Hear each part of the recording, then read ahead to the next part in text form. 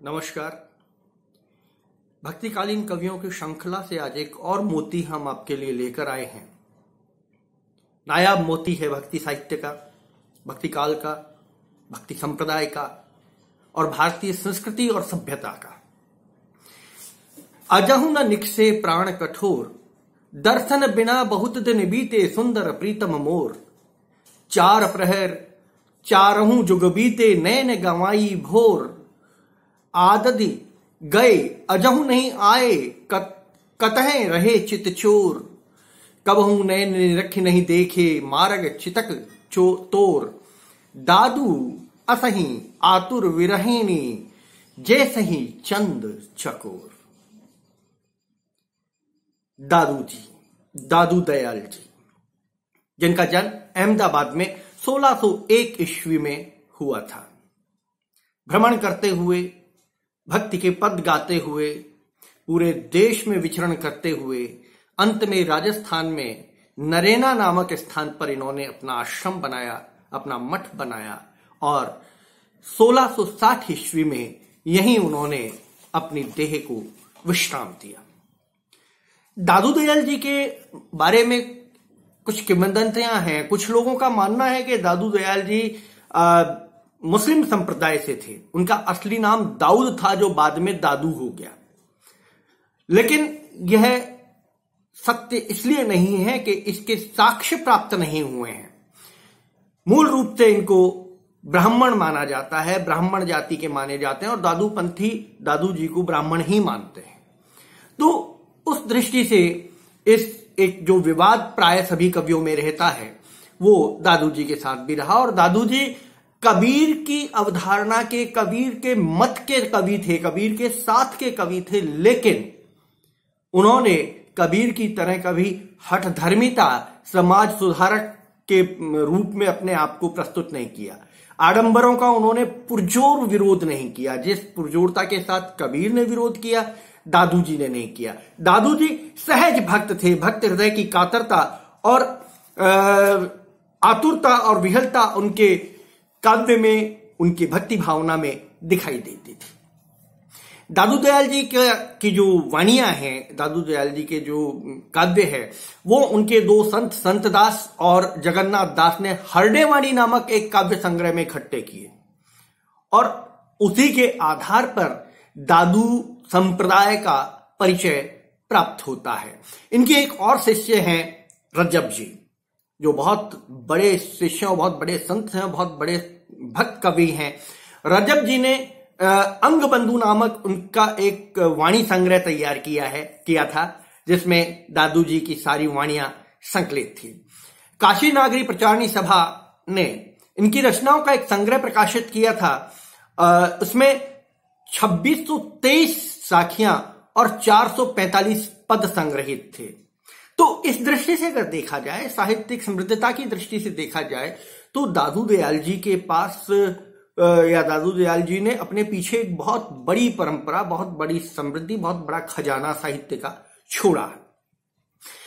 एक इनकी शिष्य परंपरा भी काफी लंबी है। बंगाल में दादू जी को बड़े सम्मान के साथ देखा जाता है। बहुत बंगाल का एक बाउल संप्रदाय है जहां दादू जी की पूजा होती है। दादू जी को बहुत सम्मान के साथ देखा जाता है। तो बंगाल तक, यानी अगर हम लें तो गुजरात से लेकर बंगाल तक और बीच में जितने भी प्रदेश हैं, सभी जगह आपको दादू के चिंतन, दादू की विचारधारा देखने को मिलती है।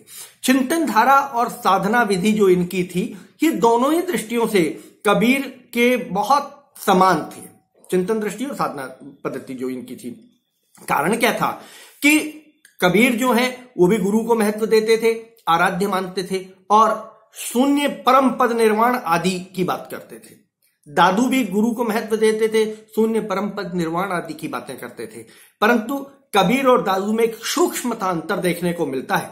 डॉक्टर दयानंद श्रीवास्तव के अनुसार कबीर आत्म प्रत्यय में विश्वास करते थे और दादू आत्म समर्पण में विश्वास करते थे। ये दो बहुत बड़ा अंतर था। आत्म प्रत्यय और आत्म समर्पण का जो अंतर है, ये समकालीन दोनों कवियों में बहुत स्पष्ट रूप से दिखाई देता है।